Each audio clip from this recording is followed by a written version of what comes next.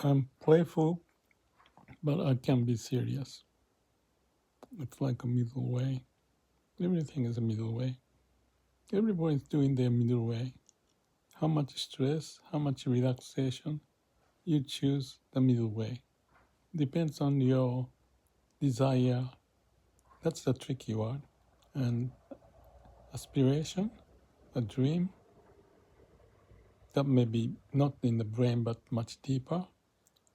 But if it's in the brain, desire can be greed, and then you have more of a hurdle because you're pressuring yourself. There's you to pressure. But if you're with no mind state, not much pressure, actually no pressure. The pressure is only felt like a biological sense of like hurting, like hitting, and knocked out or some such thing, or stomach ache for no reason or something you ate. So it's not the mind driven, but the body driven. So what am I saying? I'm talking about the stress and finding the passage that is middle way. So no extreme. So if there's a duality, good and bad, no good, no bad, as it is. So as it isness is it is as it is. So it's the same as absolute state of being. And you can say that's non-duality because there's no right and left, top and bottom, future and the past, right and wrong, beautiful, ugly, all of that is out of your picture. So in that state, you can call it awakened state, but you may be in that state when you're sleeping or any other time, when the mind is quiet. So awakening sounds like a heavy duty effort to be, and it could be depend on what kind of a karma, habitual habit developed in the past. So why am I saying this? Just to get the generic understanding of how we navigate our life. And the reason is that I did this exercise of paying the real estate tax in California, and you have to hit so many buttons to get to where I need to, and you have to check which account is where and what's the ID number and the property's ID and all that stuff. And I had the calendar put so that I don't delay it. And once I delayed like a few years ago, so I had to pay the penalty. So today I had other things to do about my property, about the depreciation, that's right. That's another complex thing. Buying the property is 1998, and whatever the case is, I need to make sure that the depreciation for this year is right. And to calculate, you have to go back. And in that process of finding what was filed before, it just registered me that maybe I haven't paid the real estate tax. So I checked my calendar in February 4th, 3rd and 4th or something. It said I should pay, and then I didn't have the record of it. Usually I keep the record. So I wondered what happened. So long story short, that triggered one action then the other, clicking, as usual. And I figured out that I haven't paid, except that the due date is April 10th or something. So maybe that was what I thought in February, except I don't remember that. And I didn't have the evidence of paying. Therefore, I made sure whole system, like a flow charting, if you do this, this happens, that kind of thing, is made clear.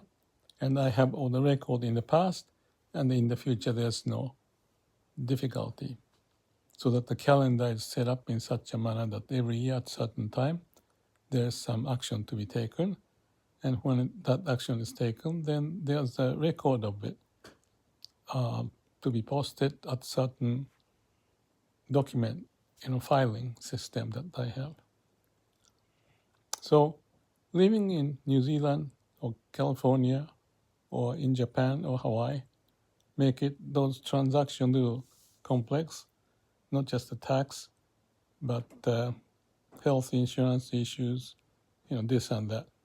Of course, the flight arrangement, where to go, who to meet, and where to stay, all of that. So, as curious as I am, I'm doing it. And with this brain and some forgetfulness, I'm doing okay.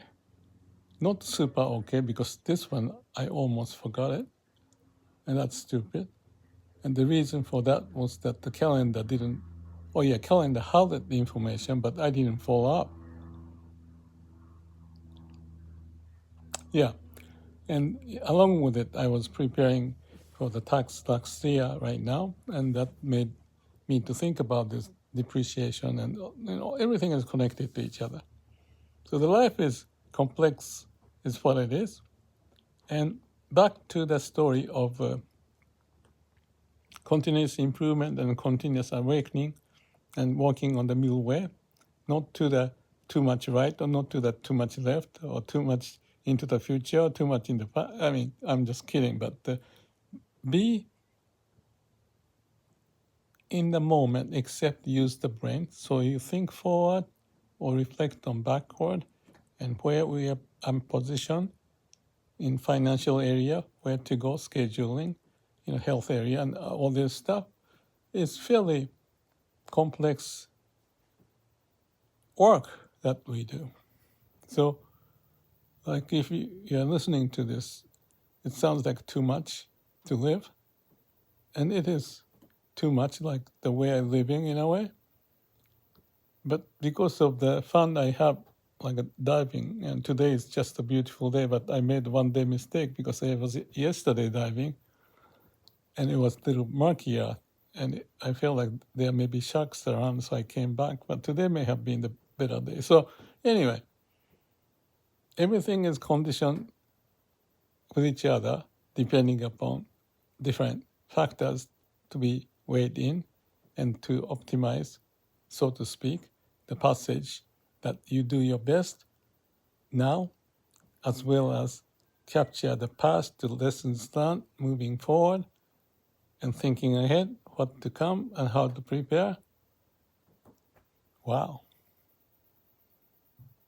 I talked about how to live, basically. And it sounds like I don't know how to say it. Nothing. Maybe if I say interesting, because there's uninteresting things too. So it's one of those balancing acts that we are to navigate this life. So what's the bottom line of that? Everything I've been doing is according to following these configurations adopted in certain way, but I'm just reaffirming, because I don't want to trip, and if it's small amount, it's okay. But it's that if you think about, my memory may be getting weak at this age. I think I'm doing okay actually, but still certain words don't pop up easily. But maybe I'm still intuitive enough to figure out what to do. So the other thing I thought is that the world from the heart can be expressed as living with intuition. Living with intuition, to me, is a biological process. Like if it's hurt, you don't do it. If it's too relaxed and too much, then you don't be there. So like you wake up or go sleep. So it's kind of like a tree growing or animal behaving, the Garden of Eden. The basic nature of who we are is just to do that. So nothing good or bad, that's what it is. Because that's how things are defined by God or the laws of nature. So that's the baseline. And then on top, we have this mind play. And it's the same thing about the tree discussion I may have had about this mini branches, bigger branches, and some energy goes too much into some direction, but it has problem then you suck up energy too much, therefore you move on to the other prioritizing process, that kind of stuff. So that as much the tree grows, we human can have this tree analogy of life to balance out and have a big tree with lots of good stuff and good energy coming in. So that's nothing different from tree, except that we got brain, so we have more parameters to play with, the words, language, all that stuff. But we cannot keep on doing, and sometimes you better do it because it's gonna cause some trouble for this tax thing, or some, maybe, even if it's a small amount, it's like the whole society is configured. And as much as I was doing this, there's some issue about, again, the computer, use of computer. Some of the file stored where, and the previous data of the, depreciation or tax return, boom, boom, boom, boom, boom. And if you can click, and then figure out, which I just did. It took 30, 40 minutes, I think. So my brain is still functioning, and I may forget something, but I can maneuver. And that's what this neural system is, that they have memory in different parts of it. So actually, talking about this, I talked about the AI and the future of AI, and the AI not having a long-term memory to be addressed. And then I saw one news just a minute ago. What's his name? The guy who is the head of the deep mind was talking 5 years or more, we'll be having AI beyond our intelligence level. I still have a doubt because the way I see the problem of AI is still heavy duty, difficult thing that I thought, and they're not still figuring out. But I'm outsider, but that's the kind of a turbulent environment. And for us to, not everybody need to do that, but I'm curious. So for us to be on top of it, or even to contribute, so that the AI end can do better as much as receiving end of the people can be prepared better, because it's going to happen. So each moment we adjust with a middle way, but this middle way is shifting in such a manner that certain things get better, certain other things not get better or easier to deal with. And that requires the response for us to process. In my case, various countries, different protocol, and I manage somewhat, and still seem to be okay. But people will be left behind. And how to prepare that?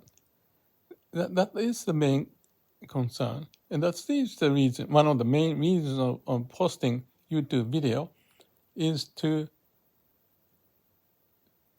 prepare us in the sense of that middle way that we all may have been adjusting and dealing with it. But again, things can go wild. So maybe I'm thinking too much. There's a boundary for everybody to do so much, and then we'll find again the middle way.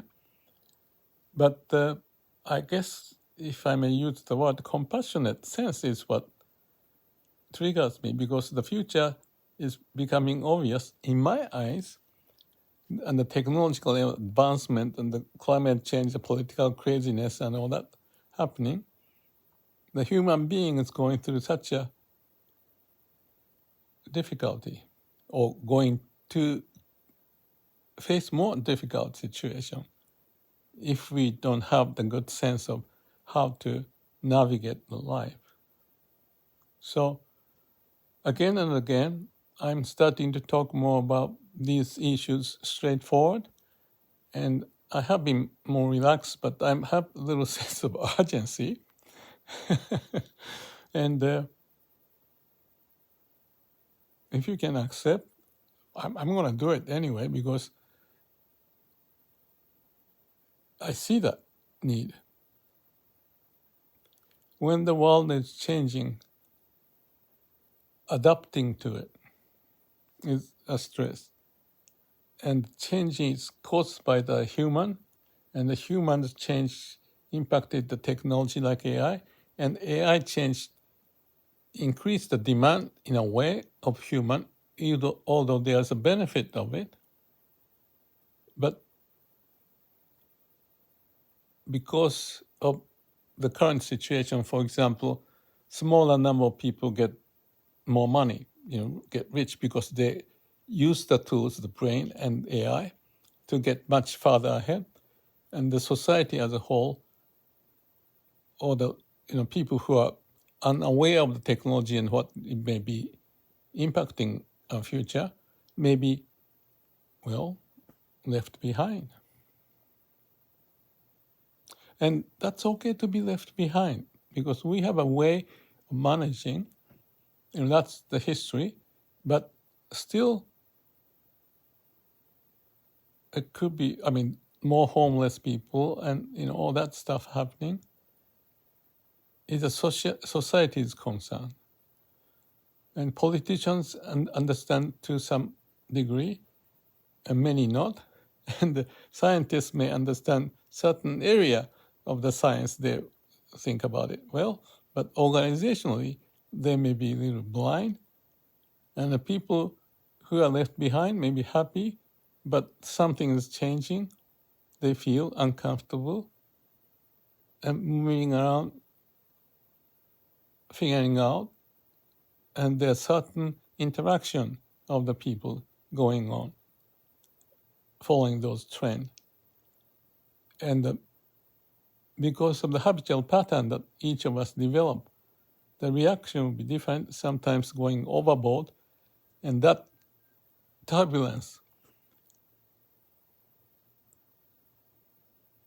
seems to be multiplying. So it's getting, I don't know if you call it the philosophical issue, maybe it's unnecessary, just go with the flow. But living life is also to be aware if that's a tree, see if that storm is coming, or dry air is coming, or water is getting less. They prepare for that. And if we are confined in our mind, we don't sense that immediately or feel it, and to prepare for that. Even to escape from the danger is the good, choice possibly. And those are the things that I think is worth and to live well.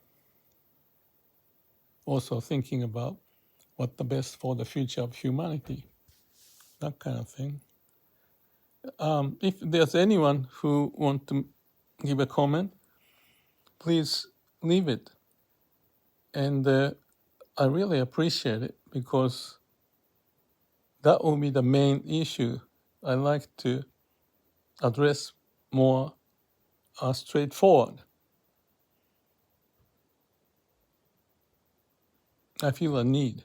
So if you can help me to give me any feedback, I appreciate it. Thank you.